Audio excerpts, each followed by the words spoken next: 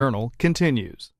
Elizabeth Warren is at our table. She is the chair of the Congressional TARP Oversight Panel, and they have asked Treasury Secretary Tim Geithner to appear before them today on the TARP program. Your report came out just in anticipation of this hearing. The headlines on the report on your study of TARP's effectiveness are what? Well, that there's good news and there's bad news.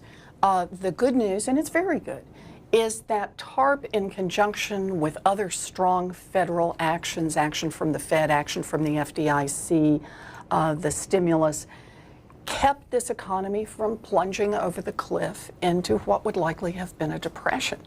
And that's a powerful impact. The bad news is that that was not the only purpose of TARP. TARP wasn't there just to save a handful of large financial institutions. If you read the statute, it's very clear that Congress intended that TARP was going to get ahead of the mortgage foreclosure crisis, that it was going to restart lending, particularly to small businesses, which would have an impact on employment, and that it was going to be used to clean up the balance sheets of the banks. Didn't happen, didn't happen, didn't happen.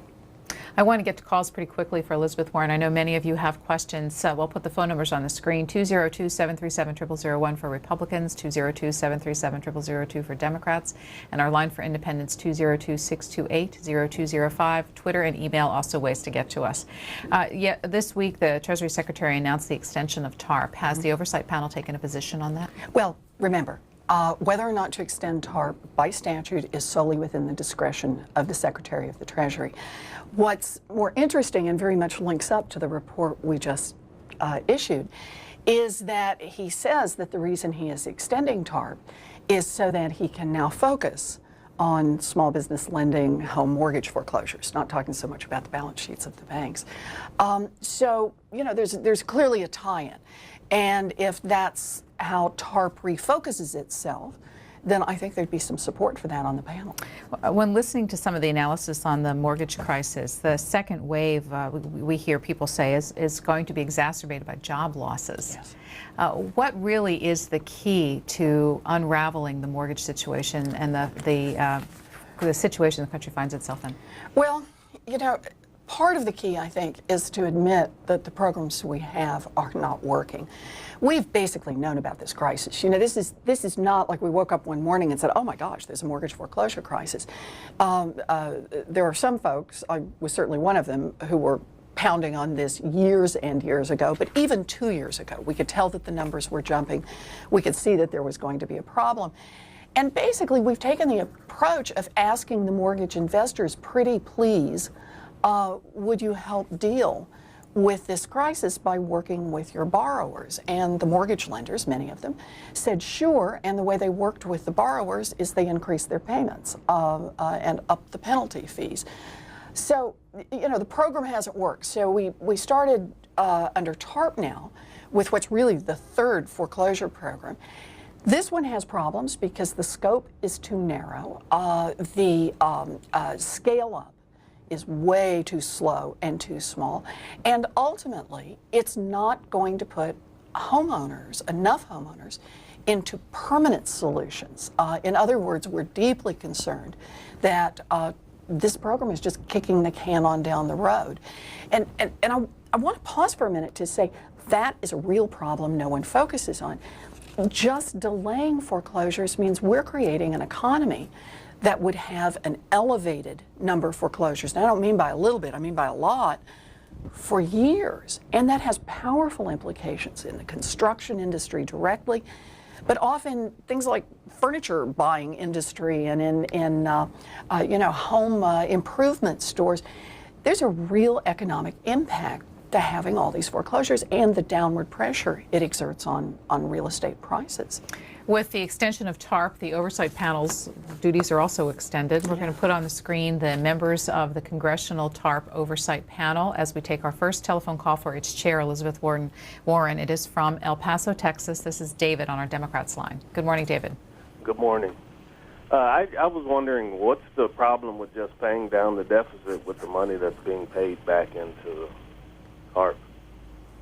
Well, David, there's no problem with that. Any money not spent in TARP will necessarily make the deficit smaller or be available to spend somewhere else.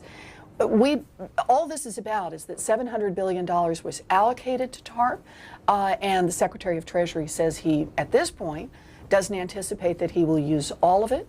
That means the deficit will be reduced, and if he uses even less, it will be reduced even more. We have some of those numbers. We're going to put those on the screen, please, about the $700 billion and how much has been committed and what the estimated repayments are. As we look for those numbers, let's listen to a comment from Beaufort, South Carolina. This is Chris on the Republican line. Good morning, Chris. You're on the air for Elizabeth Good morning, Warren. guys. My question was, Ms. Warren, you've mentioned that you weren't very happy with some of the usage of the TARP by some of the bigger banks, and I was wondering how you felt about them, I guess, using some of those funds to underwrite some deals to pay back the TARP money. You know, so the big concern I've had with the money that we put into the large financial institutions is that we shoveled literally hundreds of billions of dollars into those financial institutions on basically a no questions asked basis. Secretary Paulson a year ago told us, oh, they'll start lending again, that'll get the economy revived, there'll be money available for small businesses. We're going to use, remember he said originally we were going to use the TARP money to solve the foreclosure crisis. None of that happened. Instead, we just gave the money to the banks, and the banks, you know, we're not quite sure how they used it.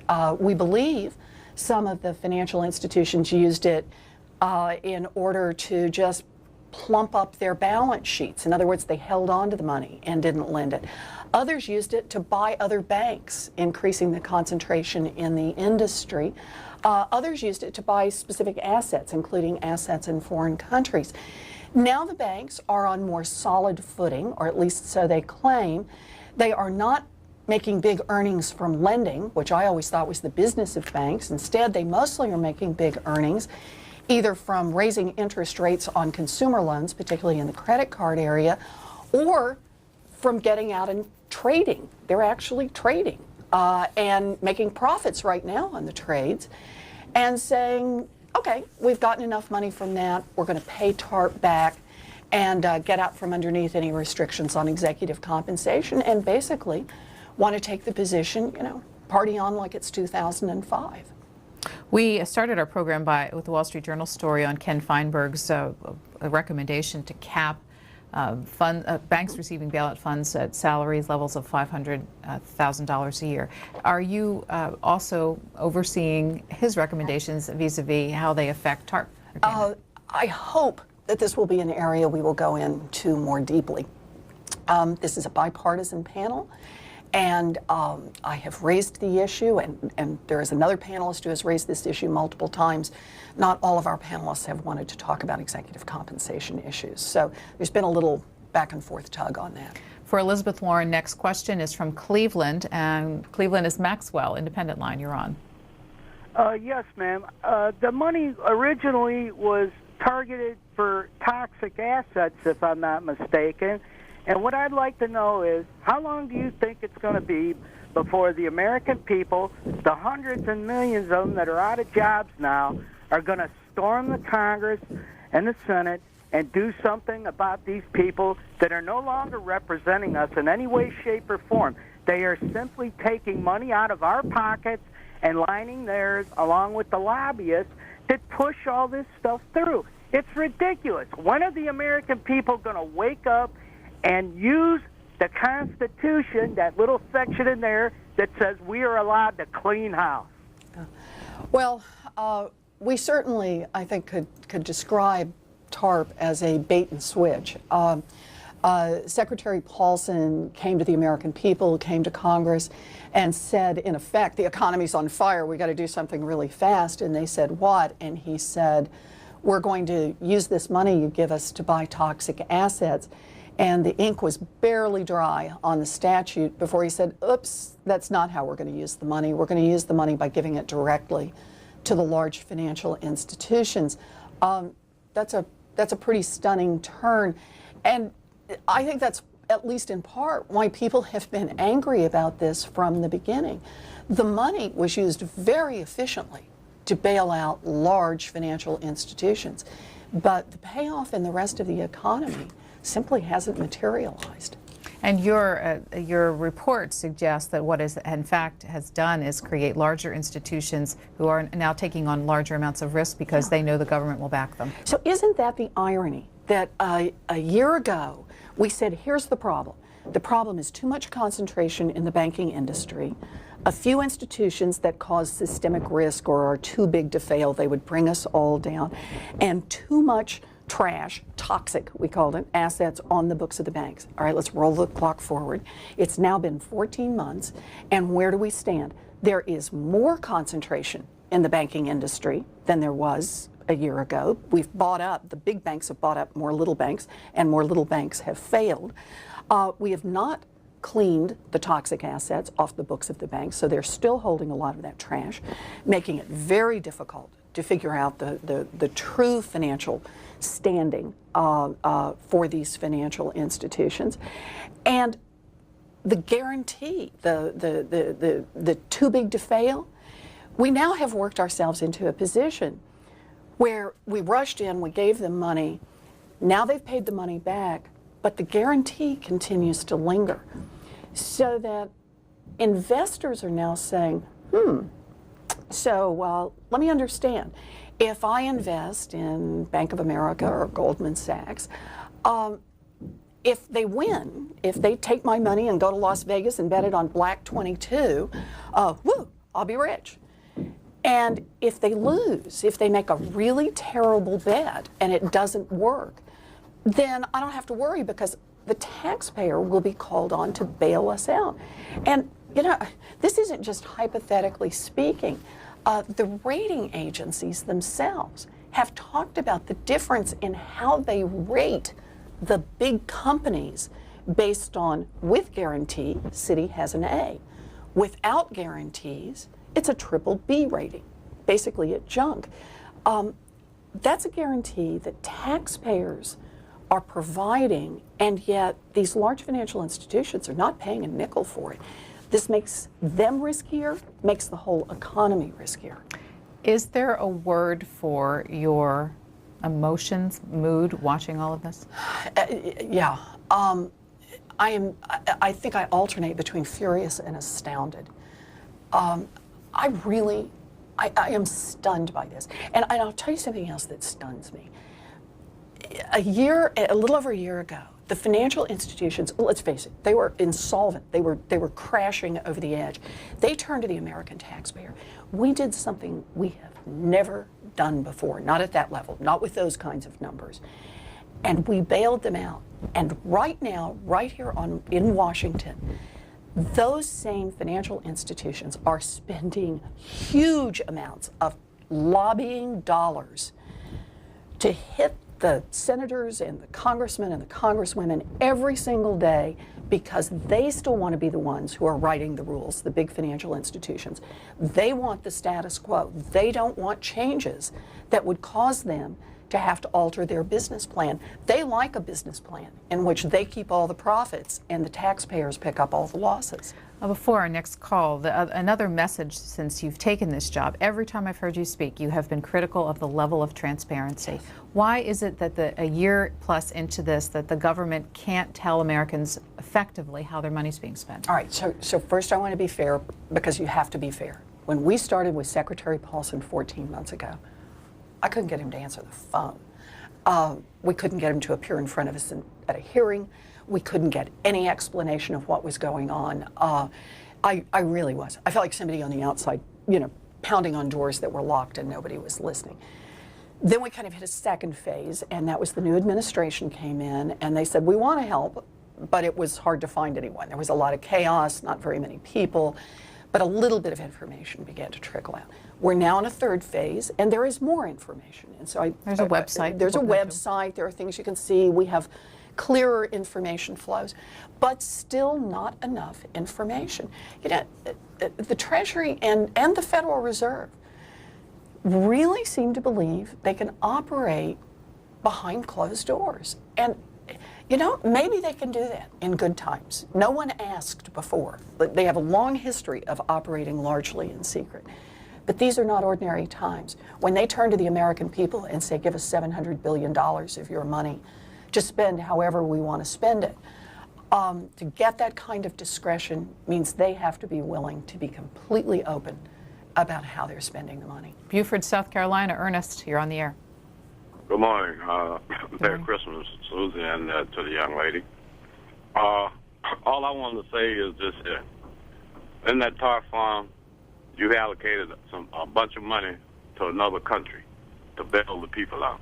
Now, I know that y'all are very brilliant. The government is me and the people. So when y'all use that word government, it's the people. The people need to take care of the Senate and the Congress. 2010, we will. But at the same time, you gave $250 to the Social Security.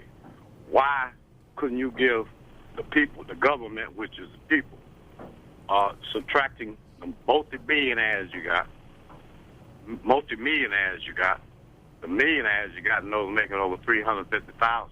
You could have gave all the people like you given in Afghanistan and Iraq and all those $30 billion or $40 billion that's been lost. And I would not vote for President Obama because President Bush was smart. He waited 3 months before he got ready to get out of office in order to bail his boys out. Ernest, thanks. It's a question of priorities and government spending that he's raising. Yeah, and I have to say, Ernest, I hear your point, but you know the right place to go, and that is to Congress on that one. It's Congress that created TARP, and I want to be clear, Congress that created, at least in this case, an oversight for TARP, so there's someone here to talk to you today about it, and it's Congress that's setting the priorities here for how spending will be done. You know, the President comes in and he certainly makes his proposals too, but ultimately it's going to be up to the voters whether or not this is okay with them. John sends this message about transparency. He says, about transparent TARP outlays, only for the strong of heart, I couldn't take the viewing. Next telephone call for Elizabeth Warren is Green Bay, Wisconsin, and this is Travis, Republican line. Yeah, I guess mainly my comment is that the free market system that we have in this country really, if just left alone, would regulate itself. I don't believe that recessions and depressions are created by the free market system. I believe they're created by over-regulation from the government and government sticking its fingers where it really doesn't belong. The banking industry, and particularly the mortgage problem that we have in this country, wouldn't be there if the government hadn't forced banks to loan money to people by way of mortgages that they couldn't pay back in one respect or another. And so now what we have is we have the banks with a whole lot of toxic assets on their books that basically, because of the deal that was made between the government and these banks, I mean, what are the banks supposed to do? How are they supposed to be bailed out? They have to be bailed out by the government. The government made them give these loans out in the first place. Unfortunately, they did that with our money. The problem in this country on social issues, on financial issues regarding the business of the United States of America is being mismanaged by Congress, mismanaged by our presidents and their administrations, and it's about time that the people in this country stand up because if the general consensus and we took referendum votes on a lot of these policies, you people, the decisions that you've made in the past and the decisions that would have been made by the American people would be quite different, and we would be in a quite different situation at this point in time. Thank you, Travis. Appreciate it. So, Travis, I want to agree with you on one point and disagree on a different one, and that is this crisis, this particular crisis, did start one bad mortgage at a time. That's where the whole game began, and that's what inflated the housing bubble, and that's what ultimately turned into these toxic assets that put the banks at risk, that caused us 14 months ago to rush in and start bailing out the banks. Boy, we are in the same place on that. The place where I'm going to disagree with you, though, is that when you look at the numbers on how subprime mortgages started, now, one, the government. The government is certainly involved in trying to promote some low-income lending. but not the mortgages that turned into the subprimes. In fact, let me give you what the statistics show. I've just gone through the numbers on this to try to understand it better. What the statistics show is that the real first wave of subprime mortgages was selling mortgages to people who already owned their homes. That is, subprime started as refinancing, largely older Americans who'd built up a lot of equity, and these folks would come, sometimes even door to door because they were so profitable, and talk people into giving up the last few years on their 30-year fixed mortgage into what they promised was going to be a lower monthly payment. You know, of course, once you read the fine print, it turned out that there were huge fees associated with this, and the lower monthly payment only lasted for 24 months. The first wave of these were simply tricks and traps. The government part of this can be measured at somewhere between about 2 and 4%. This is an industry that figured out how to cheat people, plain and simple, and the consequence of that was to inflate a huge bubble. Now, there were also a lot of people who jumped in and said, hey, you know, home flipping, I can figure that out. But mixed deeply in this are a lot of people who got cheated. And my view is that's what regulation is designed to do. It's designed to say you got to write contracts so people can read them and so they can make comparisons. No hiding stuff back in the fine print, no tricks and traps. That's the kind of government support to let markets work that I believe in. A viewer named AI asked by Twitter, if the bigger banks fail, what happens and why would it be worse than now? Well, I think that's the right question. You know, we don't want to have big banks fail in a way that you know, causes everybody to set their hair on fire. It has to be done in a controlled way. That is, you make the announcement, you say we're going to sell off the parts that are valuable, and we're going to have to liquidate the parts that aren't. But it happens. You know, my background is bankruptcy. I'm a teacher, I teach contract law, and I teach bankruptcy law, kind of the alpha and omega of the economic system. Bankruptcy works, and we need bankruptcy. An economic system, a free market without bankruptcy is like, you know, Christianity without hell. There has to be some discipline on the other side. So my own view on this may not be shared by everybody on my panel, but we could let large financial institutions be liquidated. In fact, in some circumstances, that's exactly what we should permit to happen. Until we can credibly say to big financial institutions, if you make bad decisions, you will pay for it. You will be responsible. You can lose your business. Your shareholders will be wiped out. Your top management will be fired. Your debt will take a haircut. Until that day comes, we live in a world in which the biggest guys have implicit guarantees and only the rest of us can fail. Just a few more minutes left with Elizabeth Warren. She's going to Capitol Hill for a 10 a.m. Eastern Time hearing with the Treasury Secretary. The most important question you want to ask him is? Oh, that's a tough one. I have so many questions I want to ask him. I'm only going to have him for 2 hours. And of course, I have to share with 4 other panelists. I actually want to start with exactly where you started. He's decided to extend TARP. He's announced that he's going to go in a new direction. I want to know why we believe that now. You know, he says, for example, that he wants to go with small business lending. Look, I went back and checked through the documents. They've already announced 3 different initiatives on small business lending. Where, you know, how many times do we go through this? Yeah, where is it? Yeah. So I want to ask about that. I want to ask about AIG. I want to ask about the systemic risk, the notion that the big boys don't fail and the rest of us do. I got so much I want to ask. Minneapolis, what would you like to ask Elizabeth Warren? You're on. Good morning. Morning. My question is about the Federal Reserve and the national debt. And I was just wondering, how can the national debt ever be completely paid off when every dollar is loaned with interest? Where does the money come from to pay the interest? Well, ultimately, you know, we pay our taxes and there are other sources of revenue for the government. And so remember, you know, I know this sounds hard, but it was back in the early 1990s when we actually had some fiscal responsibility and we were running surpluses. The government was net positive.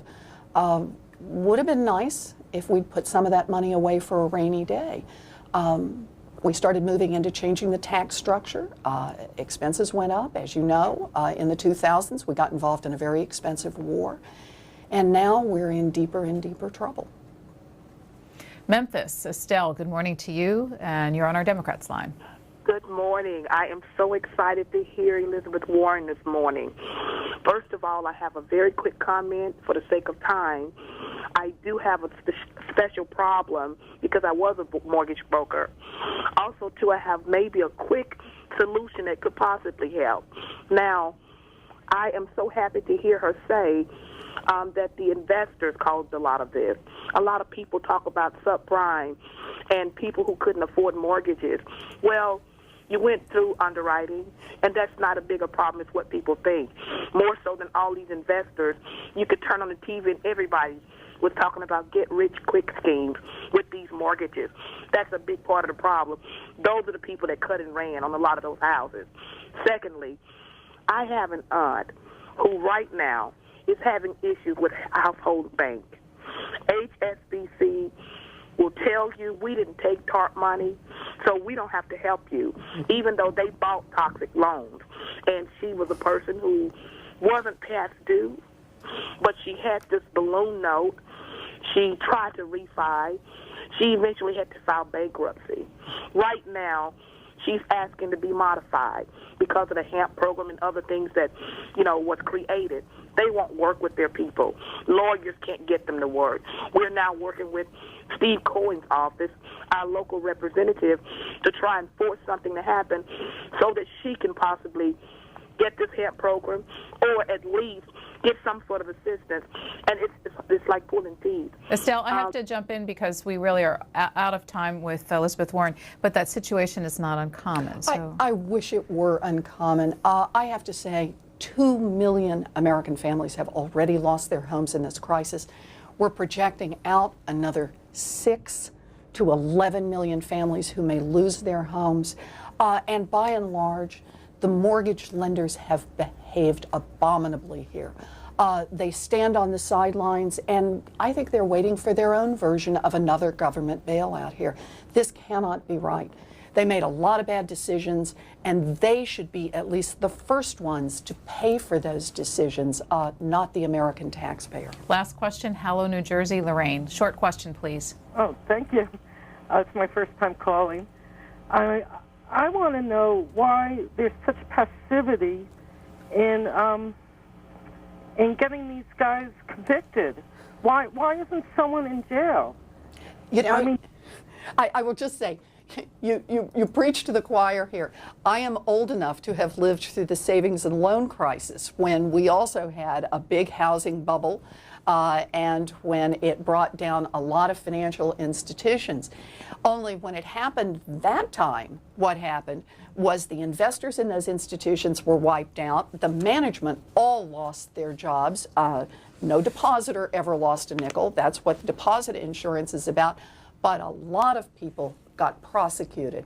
I'm just amazed that we have gone through a crisis that is much larger this time, and no one even seems to be asking those questions. Everybody kept their jobs, bonuses are back up, and I'm not hearing about those kinds of investigations. Well, Elizabeth Warren needs to get to Capitol Hill to conduct her hearing, but thank you for being here, and we hope you'll make us a regular stop as you continue your job. Thank you. Thanks for talking to our viewers.